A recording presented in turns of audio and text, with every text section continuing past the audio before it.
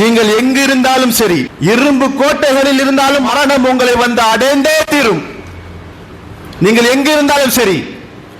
நவீனமான விமானத்தில் நாங்கள் இருக்கிறோம், விபத்து நடக்க வாய்ப்பே இல்லை. எந்த அளவுக்கு?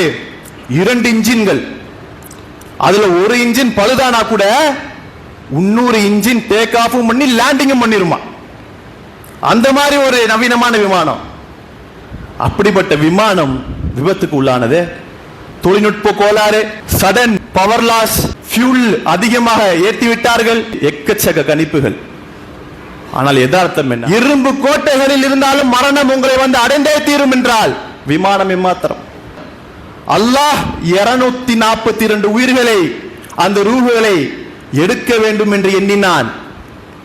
இந்த சீட்டில் இந்த நபர் அமர வேண்டும், இந்த ஏரோப்ளேன்ல இருக்க வேண்டும், இந்த விமானம் இந்த நேரத்தில் கீழே விழ வேண்டும், இந்த இடத்தில் விழ வேண்டும். அல்லாஹ்வுடைய நாட்டம். நம்முடைய மரணம் அப்படி ஒரு இடத்தில் நிகழ வேண்டும் என்று அல்லாஹ் நாடி இருந்தால், நீங்கள் விரும்பினாலும் விரும்பாவிட்டாலும் உங்கள் உடல் அதை நோக்கி பயணிக்கும், சூழ்நிலை அதை நோக்கி தள்ளும். அந்த விமானத்தில் பயணித்தவர்களுக்கு மட்டுமல்ல, நமக்கான படிப்பினை அதுதான். நோய்வாய்ப்பட்டிருப்போம், அதிகமாக தௌபா செய்ய சொன்னாங்க ரசூல்லா. ஏன் மரணத்தை நோக்கிய பயணமாக அது இருக்கலாம். எப்ப மரணம் வரும் தெரியாது.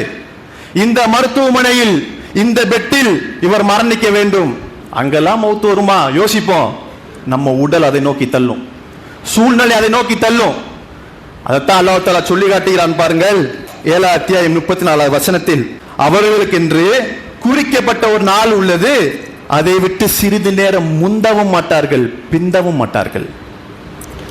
அவர்களுக்கென்று குறிப்பிடப்பட்ட ஒரு நாள், அந்த நாளில் இந்த நேரம், இந்த நேரத்தில் மரணம் என்றால் ஒரு நிமிஷம் முந்தாது பிந்தாது, ஒரு நொடி முந்தாது பிந்தாது. 1:17 எடுக்கக்கூடிய விமானம் 1:20 விபத்தாக வேண்டும் என்று அல்லாஹ் நாடி இருந்தால் 1:21 ஆகாது, 1:19 ஆகாது, 1:20 சரியா நடக்கும். அல்லாஹ் நாடினால் நடக்கும். அந்த விமானத்திலிருந்து ஒருவர் எமர்ஜென்சி எக்ஸிட் வழியாக குதித்து உயிர் பிழைக்க வேண்டும் என்று அல்லாஹ் நாடி இருந்தால் அது நடக்கும். எந்த அளவுக்கு சொல்றான்? விமானத்தில் இருந்து அந்த விமானம் ஆக்சிடென்ட் ஆகுது, அதில் இருந்தா கூட உயிர் பிழைப்பதற்கு ஏதேனும் வாய்ப்புண்டா? போற விமானத்திலிருந்து குதிச்சு உயிர் பிழைக்க வாய்ப்பே இல்லையா? ஆனா பிழைத்து விட்டார் ஒருவர். அல்லாஹ் நாடல, அவருக்கென்று குறிக்கப்பட்ட நாள் வரல. அவ்வளவுதான் அளவுகோல், அவ்வளவுதான் அளவுகோல். இல்லை எப்பேற்பட்ட கணிப்புகள். ராட்சச விமானம், நவீனமான விமானம். அந்த விமானம் எப்படிப்பா விபத்தா இருக்கும் அப்படின்னா, ஒரு புறா வந்து அந்த இன்ஜின்ல மோதி இருக்கும், அந்த ரெக்கையில மோதி இருக்கும். 242 பேரை சுமந்து செல்லக்கூடிய அந்த ராட்சச விமானத்தை எதிர்த்து அல்லாஹ் ஒரு புறாவை அமிச்சா போதும். நமக்கான படிப்பினை என்ன? அது நடக்காம கூட இருந்திருக்கலாம். ஆனா நமக்கான படிப்பினை என்ன?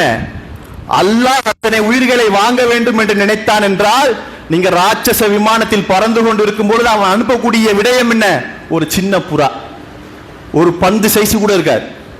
மனித உயிர் என்பது, இந்த உலக வாழ்க்கை என்பது எவ்வளவு சொற்பமானது என்பதை நாம் புரிந்து கொள்ள வேண்டும்.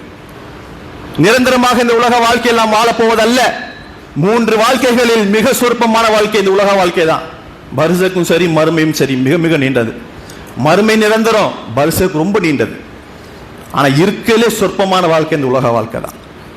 அதனாலதான் இந்த உலகம் என்பது ஏமாற்றும் சுகபோதங்களை தவிர வேற எதுவும் இல்லை என்று அல்லாஹ் தஆலா சொல்லி காட்டுகிறான். ஹக்கு என்ன? உண்மை என்ன? வாழ்வல்ல, மரணம் தான் உண்மை, மௌத்து தான் உண்மை. இந்த வாழ்வு பொய்யானது.